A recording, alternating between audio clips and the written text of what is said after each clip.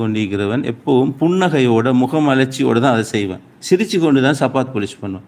அது ஒரு தொழில் வெளிநாட்டில். காலை அப்படி கொடுத்துண்டா பாலிஷ் பண்ணி கொடுக்குற அதன் இவன் இதை பார்த்து ஒருவர் வந்து சிரிச்சு கொண்டு இது ஒரு இலக்காரமான இழிவான ஒரு தொழிலாக பார்க்குறேன். சப்பாத்து தைக்கிறது, சப்பாத்தை பாலிஷ் பண்ணுறது அல்லது வேறு ஏதாவது மாதிரியான தொழில்.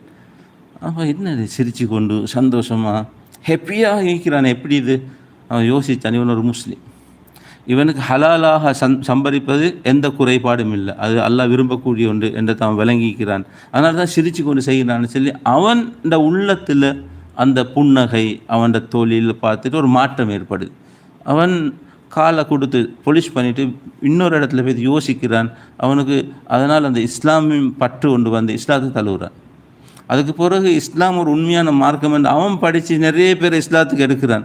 மக்கா ஹஜ்ஜிக்கெல்லாம் போய்த்து ஒரு நபரோடு பேசுகின்ற நேரத்தில் சொல்கிறான், இப்படி ஒரு பையனுடைய ஹலாலாக உழைக்கிற காரணமாக ஒரு முஸ்லீம், அதனால தான் இவன் சிரிச்சு கொண்டே இதை செய்கிறான்னு சொல்லி நான் நினச்சேன். அந்த புன்சிரிப்பு என்ற உள்ளத்தில் உசுப்பியது. நான் முஸ்லீமாக மாறி நிறைய பேர் இஸ்லாத்துக்கு எடுத்தேன்.